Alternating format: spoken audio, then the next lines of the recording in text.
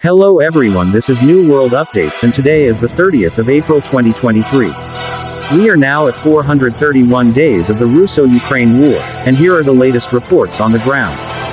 Wagner broke through the defenses of the Ukrainian army in western Bakhmut, took the medical college and the base of the Ukrainian army. In the northern part of Bakhmut's gray area, small arms fighting continues along Alexander Matrosov Street. Southwest of the intersection of Dekabristov Street and Alexander Matrosov Street, the Russians have taken some buildings that have been transformed into Ukrainian defense points. PMC Wagner forced the armed forces of Ukraine to withdraw.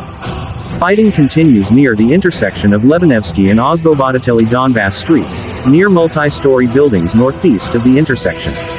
In the Kremovsky district, PMC Wagner are conducting successful offensive operations in the direction of the post office and other areas.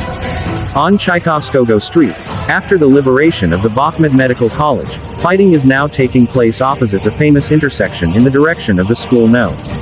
12. The 63rd OMDR of the Armed Forces of Ukraine entrenched in the 12th school.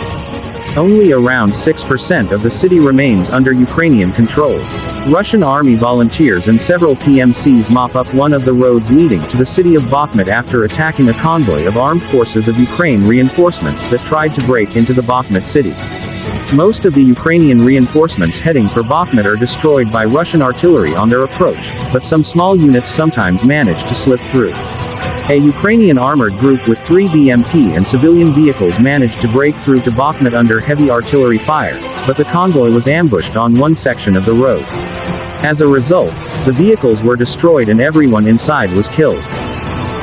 The enemy positions are only 300 meters away, and Russian unit came out to inspect the destroyed Ukrainian vehicles. Yesterday Russian armed forces have struck with high-precision sea-based weapons at the command structure of the Armed Forces of Ukraine Kherson Group, the Russian Ministry of Defense said. In the Kupiansk and Krasny-Liman directions, Kiev lost about 145 troops in a day. In Donetsk more than 570. In Kherson up to 20 Ukrainian troops, the Russian Ministry of Defense stated in their morning reports. Russian artillery destroyed a stronghold of Ukrainian troops near Uvalder in the Donetsk People's Republic, the head of the Vostok Group's press center, Alexander Gordyaev, said. In the Avdiivka sector, fighting is going on in the area of the H-20 highway also. Russian forces repulsed several Ukrainian attacks near Vodyanoye. In Mariinka, fighters of the Russian army broke through the Ukrainian defense near Druzhba Avenue, dislodging the armed forces of Ukraine from 2 blocks in the south of the town.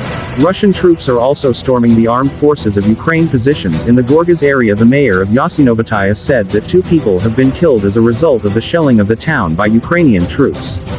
Nova Kakhovka came under massive shelling by Ukrainian troops. The town has lost power, local authorities said. Sevastopol governor said a fire at an oil depot in the city, which came under drone attack, has been extinguished. Residents of Suzemka village in Bryansk Oblast report that the Ukrainian forces launched attacks on the train station, gas station and residential areas. As a result of these attacks, 2 civilians were killed. In addition, 1 residential building was completely destroyed. 2 further houses were partially damaged. Emergency services continue to work at the scene. Alexander Bogomas, governor of Bryansk. In the Kherson direction, Russian troops destroy the equipment of the armed forces of Ukraine along the entire coastline. According to a Redovka source from the front, in the last week in the Kherson direction, Russian troops have been active in eliminating enemy equipment on the opposite bank. A successful defeat, including cannon and rocket artillery, is observed along the coastline of the Dnieper in the area from Stanislav, a coastal village west of Kherson, to Berislav, a district center east of Kherson. The source clarifies that these successes are not at the expense of aviation, as one might assume, based on the trend of recent weeks with the use of FABs. Aviation has not yet operated in this area. All results have been achieved by methods of counter-battery combat, which has become tougher in the last few days. Yesterday, according to reports from CNN, it states that Ukraine can launch an offensive at any moment, but there are factors that delay it.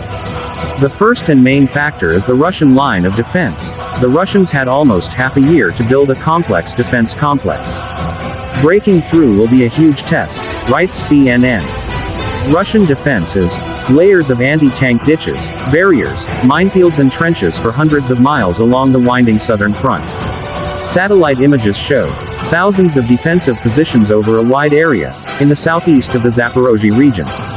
The anti-tank ditches near Pologyi stretch for 30 kilometers. There are additional fortifications around Tokhmok. This area will be crucial if the Ukrainian armed forces try to advance towards Melitopol and divide the Russian troops in the south. Quote, "These fortifications were reproduced on a huge area, from the Crimea to Donetsk, experts say. The main task of the armed forces of Ukraine is to assess how many troops and what quality there are in each section of such a long front line.